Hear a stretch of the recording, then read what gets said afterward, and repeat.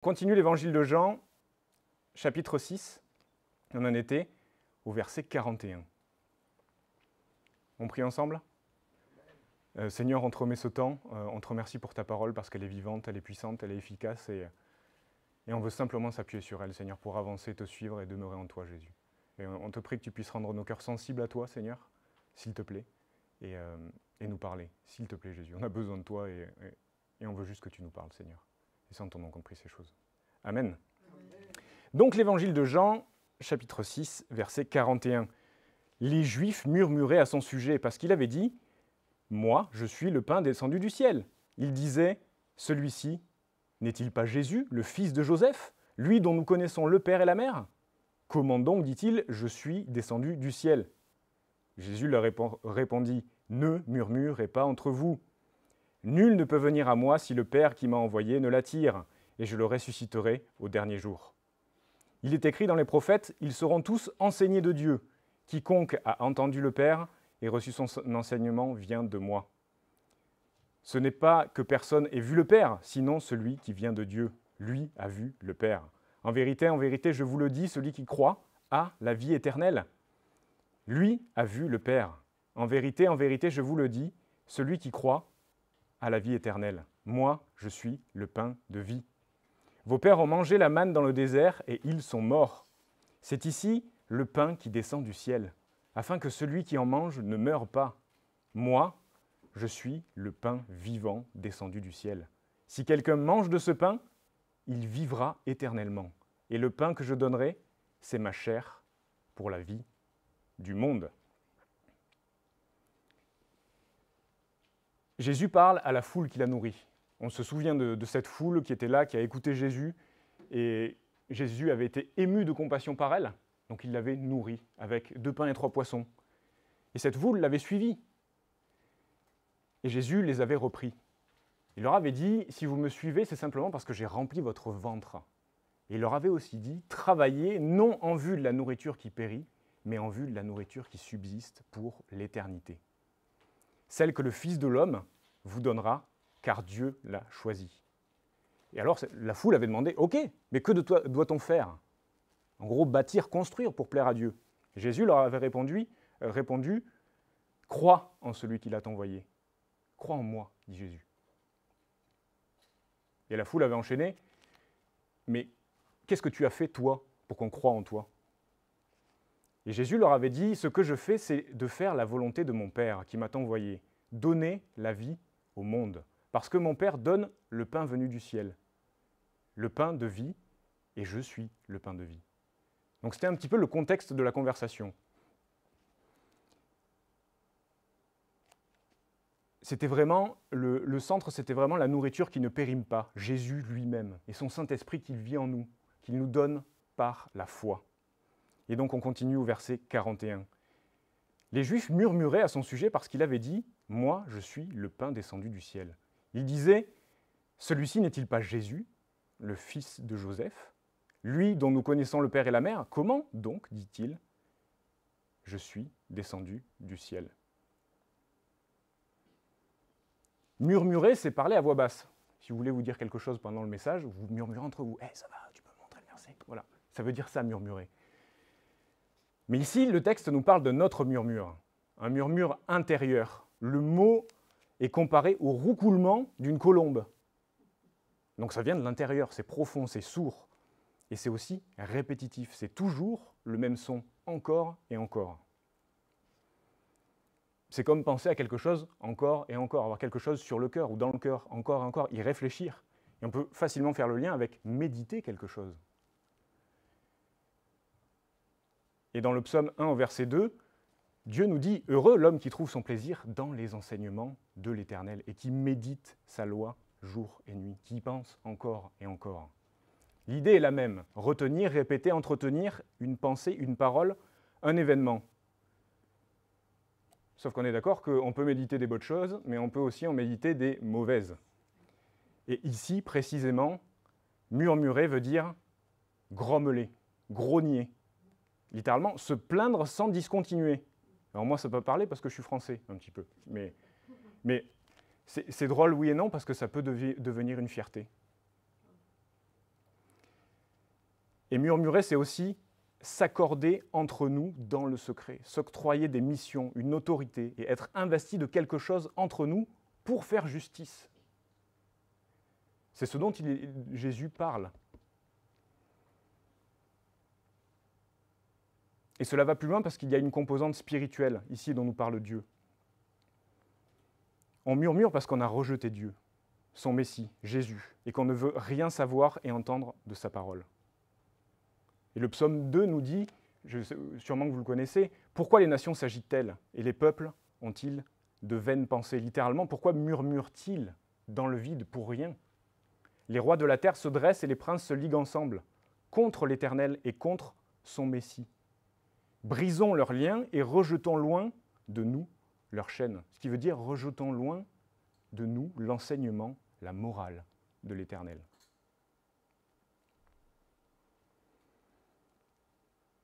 Et ici, les Juifs, qui sont sûrement des hommes religieux, qui connaissent la loi de Moïse, ont un raisonnement tout à fait logique vis-à-vis de Jésus. Il dit descendre du ciel, mais on connaît son père et sa mère, et on sait où il est né. Donc, comment est-ce que c'est possible qu'il descende du ciel, alors qu'il vient de Nazareth?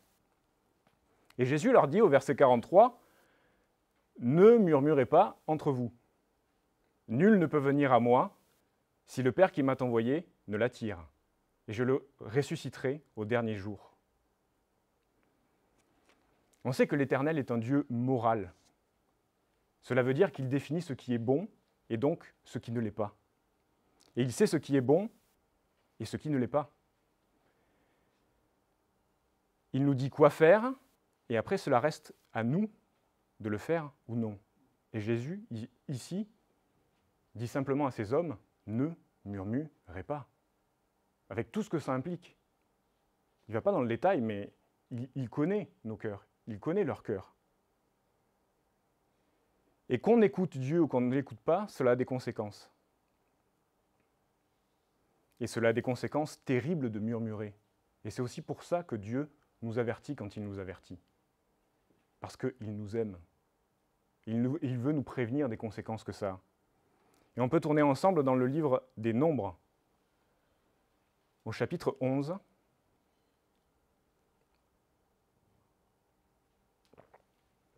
Donc, le livre des Nombres.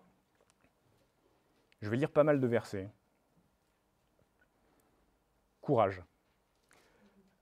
Mais pas trop non plus. 11, verset 1. Le ramassis de gens qui se trouvaient au milieu d'Israël fut rempli de désirs, de convoitises. Et même les Israélites recommencèrent à pleurer et dire « Qui nous donnera de la viande à manger ? Nous nous souvenons des poissons gras que nous mangions en Égypte, des concombres, des melons, des poireaux, des oignons et de l'ail. Maintenant, notre ventre est desséché, plus rien. Nos yeux ne voient que la manne. » Et la manne ressemblait à de la graine de coriandre et avait l'apparence du bdellium. Le peuple se dispersait pour la recueillir. Il la broyait avec des meules et on la pillait dans un mortier. Il la cuisait au pot et en faisait des gâteaux. Elle avait le goût d'un biscuit à l'huile. Quand la rosée descendait la nuit sur le camp, la manne y descendait aussi. Moïse entendit le peuple qui pleurait, chacun dans son clan à l'entrée de sa tente, et la colère de l'Éternel s'enflamma fortement, et cela déplut à Moïse. Et à partir de là, une discussion s'engagea entre Moïse et Dieu. Pour se terminer ainsi, « L'Éternel vous donnera de la viande à manger. » Il parle à son peuple. Pas un jour, pas 2, ni 10, ni 20, mais un mois entier, jusqu'à ce qu'elle vous sorte par les narines et qu'elle soit indigeste, parce que vous avez méprisé l'Éternel qui est au milieu de vous, et parce que vous avez pleuré devant lui en disant « Pourquoi sommes-nous sortis d'Égypte ?» Ici, le ramassis de gens, littéralement, ça veut dire l'ensemble, une multitude, une foule hétéroclite. Sûrement composée de Juifs qui avaient vécu la libération en Égypte, mais aussi d'autres personnes qui s'étaient greffées au peuple. Puisque le texte nous parle de la foule pour ensuite nommer les Israélites qui en font partie. Et des convoitises sont apparues dans le cœur des gens. Elles se sont répandues et elles ont été alimentées. Alors même les Juifs qui avaient vu, qui avaient connu l'esclavage, vécu les choses incroyables que Dieu a fait afin de les délivrer, se sont mis à regretter leur passé, à avoir été traités comme des esclaves, et au point de déformer la réalité. Nous n'avons plus rien à manger, ce qui est faux. Vous avez la manne. Alors la manne, on l'a vu, hein, enfin, c'est écrit dans le texte, c'est une graine beige, ronde d'1,5 cm de diamètre, et en fait ça se présente comme de la résine d'un arbre. Et donc il l'a broyé, il faisait de la farine, et en gros on avait un biscuit à l'huile. Donc on est d'accord que on préfère une pizza à un biscuit à l'huile. On est d'accord, hein. Mais c'était la provision de Dieu, ce dont le peuple avait besoin. Et donc, le peuple commençait à déformer la réalité. Littéralement, quand on commence à déformer la réalité, c'est qu'on devient fou. Et Dieu va leur donner ce qu'ils veulent. Il va dire, d'accord, vous voulez de la viande, je vais vous en donner.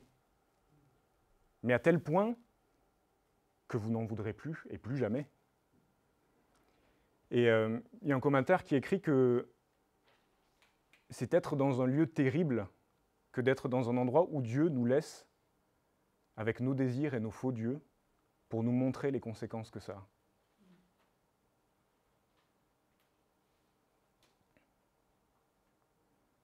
Donc le murmure.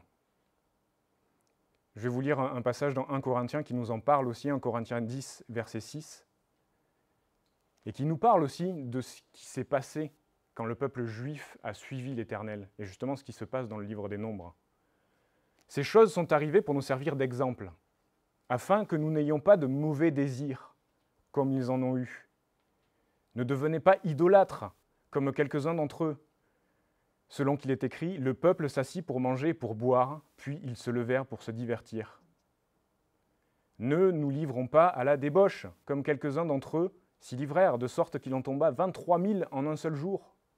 Ne tentons pas le Seigneur, comme le tentèrent quelques-uns d'entre eux, qui périrent par les serpents. Et c'est encore décrit dans le livre des Nombres, et je vous encourage à lire le livre des Nombres.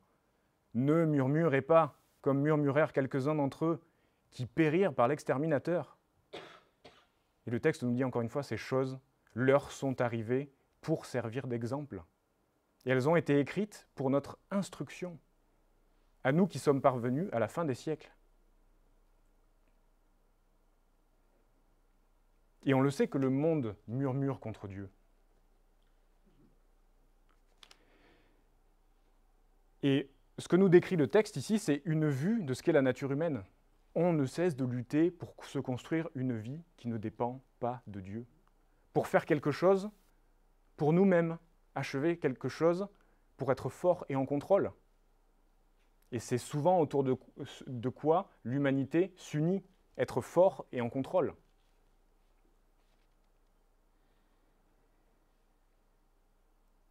Dans Éphésiens 2, au verset 2, la parole nous dit que l'esprit de ce monde, Satan, attise, pousse, influence ceux qui ne croient pas en Jésus. Moi, avant de croire. Satan m'influence, pousse. Le texte dit « énergéo », c'est le mot en grec, il l'énergise. Cela veut dire qu'il donne de l'énergie à ceux qui ne croient pas pour faire ce qu'ils veulent faire. Et voilà ce qui se passa pour les gens qui ne connaissaient pas Dieu et qui étaient au milieu d'Israël dans le désert.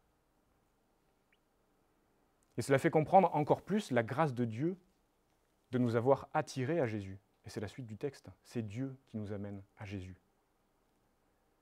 Sans lui, on est livré au monde, on est livré aux puissances des ténèbres. Et c'est intense quand on y pense. Et avant de connaître Jésus, je murmurais contre Dieu. Je murmurais contre Dieu. Et notre monde, notre culture européenne et française est comme ça. Et on le sait qu'en rejetant l'Évangile, Jésus, le Fils de Dieu, notre péché, mon péché, qu'il est Dieu, le Créateur de toutes choses, on refuse aussi son autorité bienveillante sur notre vie, son amour, sa tendresse, sa divinité et sa morale.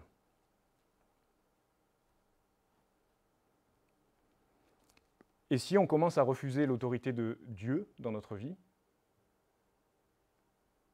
tout commence à... J'ai que ça qui me vient, partir en cacahuète, mais vous me comprenez. On a du mal à accepter l'autorité dans notre vie. Et ça vient après dans mon travail, dans les gouvernants, de mon pasteur. Généralement, ça commence par le pasteur. Et puis dans mon couple, de ma femme ou de mon mari, de ce qu'elle a à me dire. Et ça dérègle totalement ma vie. Et c'est ce contre quoi Dieu veut nous mettre en garde. Encore une fois, le texte est dur et c'est difficile et c'est intense. Mais Dieu nous dit la vérité parce qu'il nous aime. Pas pour nous apitoyer. Il nous dit simplement « ne murmurez pas ». Le monde gémit et j'entends ces murmures. Et Dieu agit, Dieu travaille, Dieu sauve en amenant les gens à Jésus.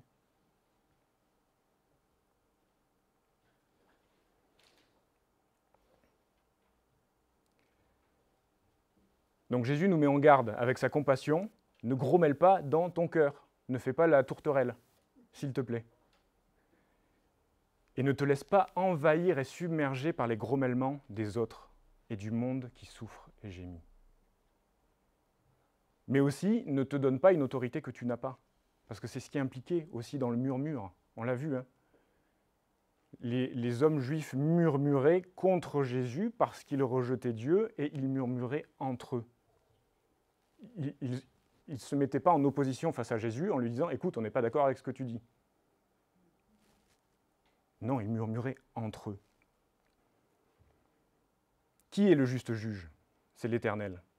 Et on se souvient que l'histoire entre David et Saül. Saül qui rejette l'Éternel. Et il sait, il a appris que l'Éternel va amener quelqu'un qui est bon selon son cœur. Et c'est David. Et Saül le sait. Il voit que l'Éternel est avec lui. Alors, il se met à le haïr. Et il veut même aller jusqu'à le tuer. Il essaye plusieurs fois. Et David se retrouve dans des situations où il a à portée de main la vie de Saül. Et qu'est-ce qu'il fait à ce moment-là? Il l'épargne. Pourquoi? Parce qu'il dit « C'est toi, Éternel, qui as amené Saül comme roi d'Israël. Et je ne lèverai pas la main contre mon roi que le Seigneur a choisi. » Je ne sais pas si vous vous rendez compte de la foi et du dévouement de David, du respect aussi qu'il avait pour les choix de l'Éternel dans son peuple et dans sa vie. La colère de l'homme ne fait pas la justice de Dieu. Jésus nous encourage, reste concentré sur moi, ma parole, mon amour pour toi, et aie confiance en moi. Et on se rappelle de ce qu'il a dit, sans moi, vous ne pouvez rien. Et il y a un autre psaume qui nous dit, c'est le psaume 37 au verset 7 et 8, « Reste en silence devant le Seigneur, attends-le avec patience, ne t'irrite pas. Si certains réussissent et d'autres font naître des intrigues. » Si on lit les médias, le monde qui nous entoure, c'est toujours le cas, et c'est comme ça. Renonce à la colère. C'est renoncer, ça va venir. Je ne sais pas vous, mais moi, quand je lis certaines choses qui se passent dans le monde, ça amorce mon âme. Et il y a ma chair qui a envie de faire justice elle-même.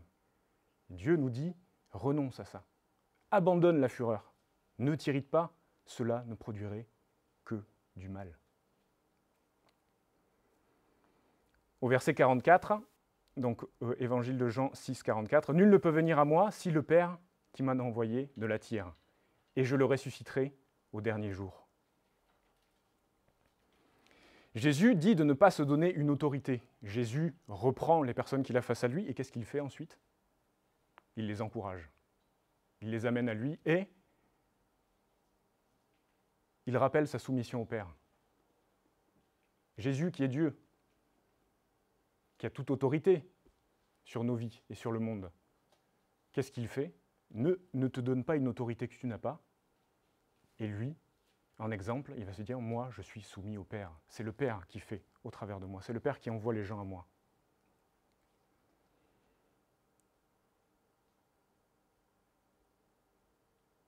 Et quand Dieu nous a fait entendre, rencontrer, discuter avec des chrétiens qui nous ont parlé de l'Évangile, c'est Dieu qui a fait cela, c'est Dieu qui a permis cela. Et il nous montre Jésus, afin qu'on le connaisse, pour au travers de lui, venir dans la présence de Dieu.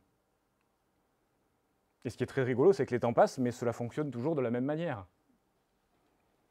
Dieu fait venir les gens à Jésus.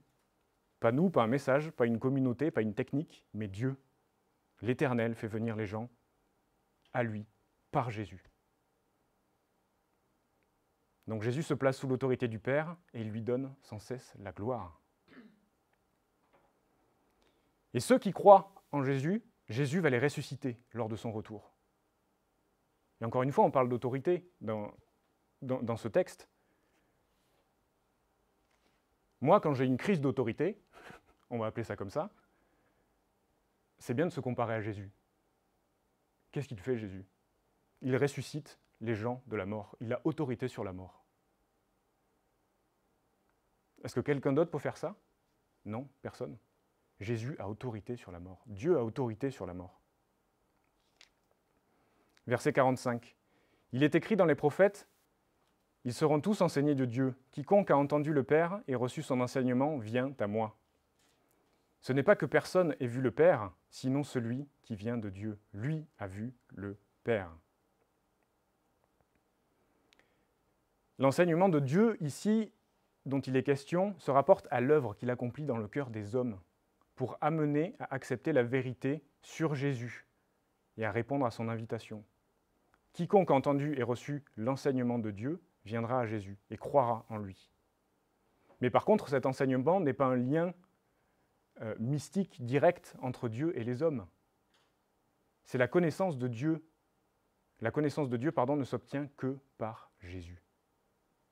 Car lui seul a vu le Père. Et il est le reflet du Père, l'image de Dieu. La connaissance de Dieu ne s'obtient que par Jésus. Et vous savez qu'il y a toujours un lien étroit entre l'Éternel et Israël. Et ici, le texte nous parle de l'enseignement. Quiconque a entendu le Père et a reçu son enseignement. L'enseignement de Dieu, littéralement, c'est la Torah.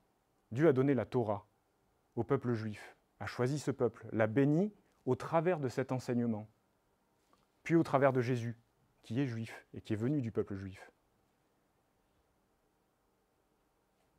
Mais Dieu a donné ça au peuple juif afin que les nations entières soient bénies et que le reste du monde soit béni. Et la question qu'on peut se poser, c'est que je sois juif ou non, est-ce que j'accepte cet enseignement que Dieu me donne? Que je ne suis qu'un homme et que Jésus est son Fils, qu'il est Dieu, que j'ai péché, qu'il est mort, qu'il est ressuscité. Et aussi, tout ce qu'il nous dit de ne pas faire. Ne murmure pas, ne grommelle pas, abandonne la colère, abandonne la fureur. Et c'est tentant de dire, oui, mais tu sais qu'en fait, il se passe ça, et donc j'ai le droit d'être en colère quand même. Mais est-ce que j'accepte l'enseignement de Dieu? Simplement, oui ou non? Oui, j'accepte. Et je mets ça de côté. Je mets la colère et la fureur de côté.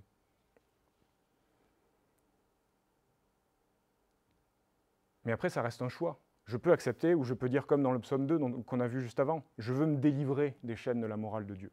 Je veux m'en délivrer, c'est trop, j'en peux plus. Alors que son fardeau est doux et léger.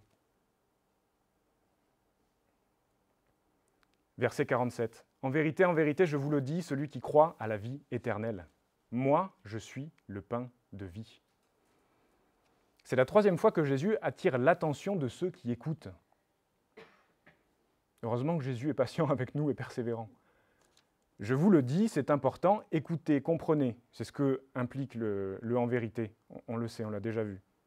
Celui qui croit a la vie éternelle. Celui, n'importe qui, quiconque, où que tu sois, qui que tu sois, si tu crois, tu as la vie pour l'éternité dans ma présence. Et c'est encore une fois un cadeau que Dieu nous fait. La vie avec Dieu maintenant et pour l'éternité. Je ne sais pas pour vous, mais c'est parfois difficile à saisir. L'éternité, waouh! Ça semble long, en tout cas. Mais avec Dieu, on sait que ça va être extraordinaire. L'éternité aux côtés de Dieu, dans sa gloire et sa majesté.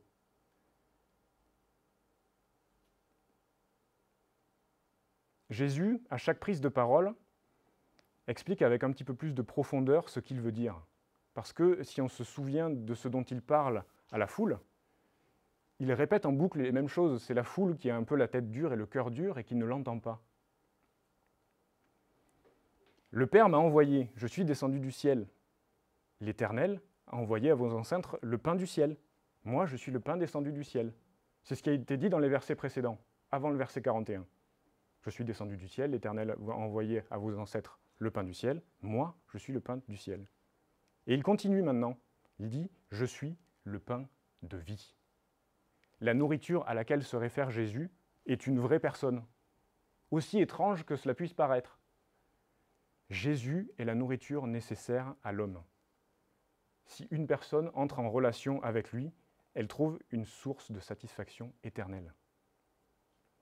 Verset 49, « Vos pères ont mangé la manne dans le désert, et ils sont morts. C'est ici le pain qui descend du ciel, afin que celui qui en mange ne meure pas. » Jésus connaît les personnes qu'il a en face de lui. Il connaît la loi, il connaît Moïse, il connaît ces gens qui ont fondé leur vie sur la loi et sur Moïse, mais qui sont loin de Dieu. Alors, il utilise des choses que chacun d'eux connaît, afin que ça percute et qu'ils puissent comprendre. Vos ancêtres ont reçu la manne chaque jour afin de vivre dans le désert. Mais cette manne, c'était de la nourriture comme une autre nourriture. Ce qui était extraordinaire, c'était que c'était la provision de Dieu pour le peuple. Mais c'était de la nourriture comme une autre. Elle permettait de subvenir aux besoins du peuple d'Israël. Et la preuve en est, vos ancêtres sont morts.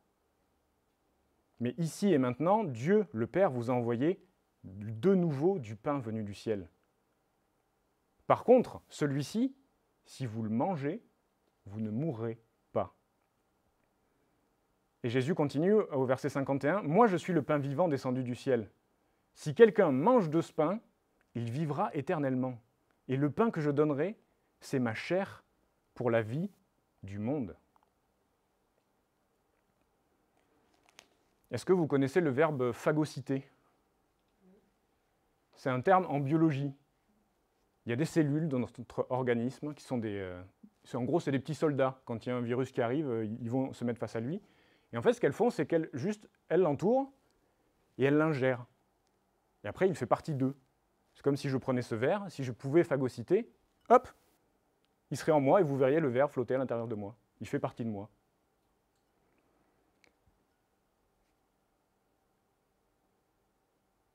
Ici, on va parler beaucoup de nourriture. Le texte nous parle de manger, et de manger quelque chose de particulier.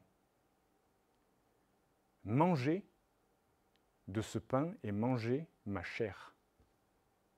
C'est intense quand on y parle, quand on y pense. C'est un peu fou même.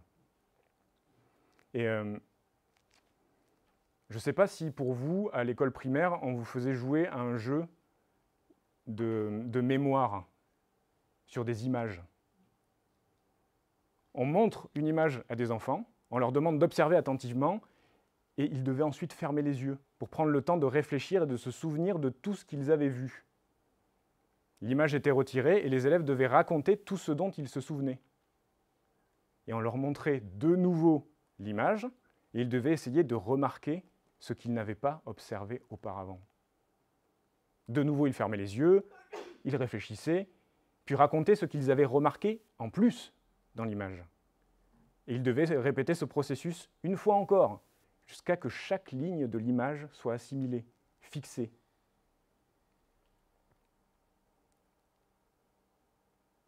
Et donc Jésus utilise plusieurs fois le verbe « manger ». Il va l'utiliser encore ensuite.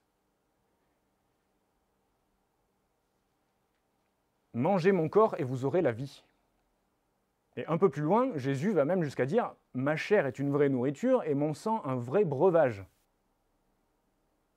Est-ce que c'est pour ça qu'en France on aime autant le pain et le vin? blague à part, on va essayer d'y voir plus clair. Si seulement c'était lié à la parole de Jésus et pour notre amour pour Jésus. Mais aujourd'hui, il est encore commun de manger un peu de pain à chaque repas. Et à l'époque de Jésus, le pain était le repas. Si on n'avait pas de pain, on n'avait rien à manger. Et encore en 1950, en France, chaque personne mangeait en moyenne presque 1 kg de pain. Ça représente 4 baguettes. C'est énorme. Sans pain, la vie était compliquée. On n'avait plus grand-chose à manger. Et d'après ce que nous dit le texte, on peut penser que Jésus parle de la scène. On peut y penser. Manger ma chair, boire mon sang, c'est une possibilité. Cependant, on sait que Jésus va prendre la scène avec les disciples 1 an plus tard, alors en leur demandant « Faites ceci en souvenir de moi ». Alors qu'ici, Jésus nous dit « Si vous mangez ma chair, vous aurez la vie éternelle ». Et on sait également que dans un contexte différent, quand Jésus est seul à côté du puits et que la femme samaritaine vient le voir, il lui demande de lui donner à boire. Et il lui dit ensuite « Tu ne connais pas le don de Dieu, tu ne connais pas celui qui te demande « Donne-moi à boire ». Sinon, c'est toi qui demanderais à boire et je te donnerai une eau pleine de vie. Si quelqu'un boit l'eau du puits, il aura encore soif. Mais s'il boit de l'eau que je lui donnerai, il n'aura plus jamais soif. Au contraire, l'eau que je lui donnerai deviendra en lui une source. Et cette source donne la vie avec Dieu pour toujours.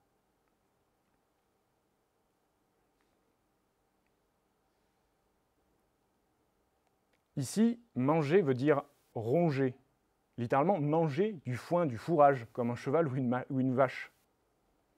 Ça prend du temps, ça demande de l'énergie et c'est répétitif. Encore et encore et encore. Vous avez déjà vu des vaches et des chevaux, ça fait toujours la même chose dans un pré. Ça rumine, ça mâche de l'herbe. Et le lien est encore facile avec la méditation. Et même, encore une fois, avec murmurer. Jésus dit au peuple juif, ne murmurez pas entre vous des mauvaises choses, mais murmurez moi, murmurez ma parole, murmurez mes enseignements, ce que j'ai dit. Dévore ma parole, mange-la, bois-la, fais ce que tu veux, mais passe du temps dans ma parole. Et Jésus utilise une image afin que les Juifs comprennent qu'il s'agit de croire en lui, intégrer son message, avoir une relation réelle avec lui, qu'il fasse partie de nous, qu'on le dévore, qu'on le ronge, qu'on le mâchouille, sa parole. En gros, qu'on y pense tout le temps, qu'on fasse cet effort de se rappeler sa parole. Et il y a quelques versets qui nous parlent de ce désir. Mon âme a soif de Dieu, du Dieu vivant, dans le psaume 42. Ésaïe 55 nous dit « Vous qui avez soif, venez aux eaux. Même celui qui n'a pas d'argent, venez acheter, manger. Venez acheter du vin et du lait sans argent, sans rien payer, parce que Dieu vous donne. Parce que Dieu vous a donné Jésus. Dieu nous a donné Jésus. » Et Ésaïe au chapitre 12, « Vous puiserez de l'eau avec joie aux sources du salut. » Et vous savez, le jeu dont j'ai parlé avant pour les enfants, il y a un commentaire qui dit la chose suivante. Si notre lecture de la Bible ressemblait davantage au jeu proposé aux enfants, les réalités spirituelles invisibles que la parole nous présente pénétreraient bien plus profondément notre vie intérieure. Et c'est important de penser à la parole, de la répéter aussi. Laisser le temps aux réalités spirituelles qu'il y a en elle, que contiennent les Écritures, de s'ancrer et de s'enraciner dans nos cœurs.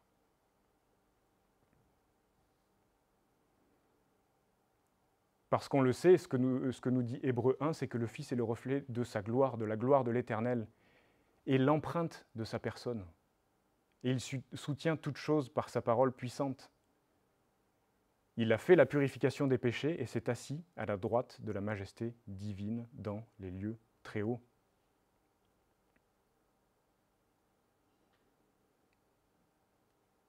Donc, méditer l'image de Dieu en Christ, à laquelle nous avons besoin de nous conformer.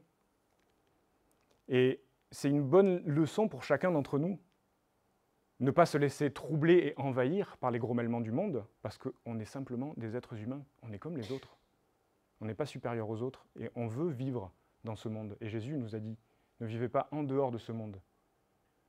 Ne vivez pas hors de ce monde. Ne vivez pas comme le monde, mais vivez dans le monde. Et il a prié aussi pour que Dieu nous protège.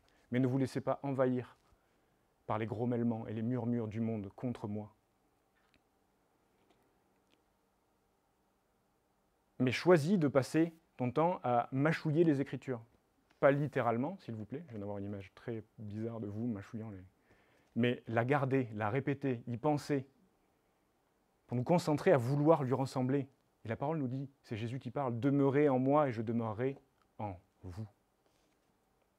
Donc Jésus annonce que son corps va servir de sacrifice. Il dit, « Je vais donner ma chair. Je suis le pain descendu du ciel. Si quelqu'un, n'importe qui, en mange, il vivra pour l'éternité, et ce pain, c'est mon corps. Et je vais vous le donner. » Je fais ce choix de donner ma chair, et cela nous parle de souffrance. Et dans quel but? Jésus le dit juste après, afin que le monde vive.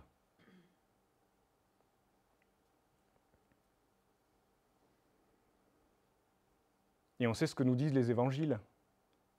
Dans Luc au chapitre 18, car il sera livré aux païens.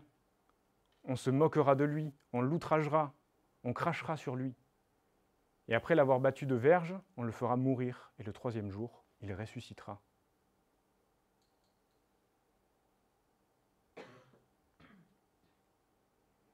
Mais pourquoi toutes ces souffrances étaient-elles nécessaires? Mais justement ce dont on a parlé avant. Parce que par nature, on est opposé à Dieu. Et par nature, notre chair est influencée, est énergisée par des puissances qui ne sont pas de Dieu. Et ces souffrances que Jésus a portées sur nous, sur lui, ça va donner la vie au monde par sa mort et sa résurrection. Parce que lui a vaincu la mort, lui a vaincu le diable, lui a vaincu le monde. Et lui a pris sur ses épaules nos péchés. Et ce qui est extraordinaire, c'est que la Bible est remplie de témoignages sur des personnes que Dieu a utilisées d'une manière extraordinaire pour se révéler au monde. Et les héros de la foi, comme on les appelle souvent, ils étaient pécheurs, ils ont manqué de foi, ils ont fait des erreurs, et cela n'a pas empêché les promesses de Dieu de s'accomplir. L'amour de Dieu, pour eux, n'a pas changé. Son amour s'est exprimé au travers de leur faiblesse. Et il a été tout ce dont ils avaient besoin pour avancer. Et c'est également le cas pour nous. Et c'est le message d'espoir de l'Évangile. Et c'est ce que dit notre pasteur souvent. Qui dit ça? Quel que soit ton péché, tes faiblesses, tes erreurs passées et futures, je t'aime. Et t'aimerai encore pas à cause de toi, mais à cause de mon amour pour toi. Personne sauf Jésus dit une chose pareille. Et on va terminer par ces versets. « Et vous qui étiez autrefois étrangers, ennemis par vos pensées et par vos mauvaises œuvres, il vous a maintenant réconciliés par sa mort dans le corps de sa chair, pour vous faire paraître devant lui saint, sans défaut et sans reproche, si du moins vous demeurez fondés et inébranlables dans la foi, sans vous détourner de l'espérance de l'Évangile que vous avez entendu, qui a été prêché à toute créature sous le soleil. » C'est dans Colossiens 1, au chapitre 21, Colossiens 1 au verset 21, pardon. Jésus nous dit « Marchez comme j'ai marché. Faites ce que j'ai fait pour la raison pour laquelle je l'ai faite. Glorifiez le Père. »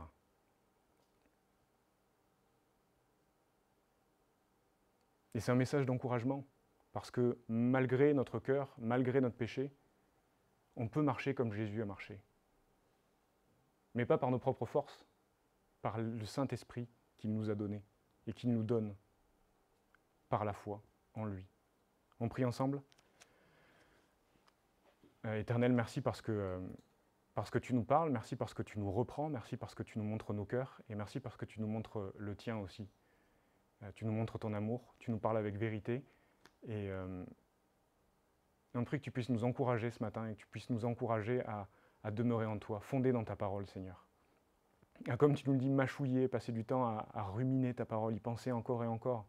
Et quand on se fait envahir, Seigneur, par d'autres pensées, revenir à toi sans cesse, Seigneur. Aide-nous à revenir à toi, Jésus. Et on te remercie, Jésus, parce qu'avant de te connaître, on ne te connaissait pas. Et on était contre toi. Et merci de nous avoir aimés, Seigneur. Et merci parce que tu aimes le monde. Tu aimes les gens qui sont dans ce monde, Seigneur. On te prie que tu puisses agir, Seigneur, pour les sauver comme tu nous as sauvés, Jésus, s'il te plaît. Et on te prie simplement que tu puisses nous aider à témoigner de toi, Seigneur, s'il te plaît, pour ta gloire éternelle. Et c'est en ton nom qu'on te prie ces choses. Amen.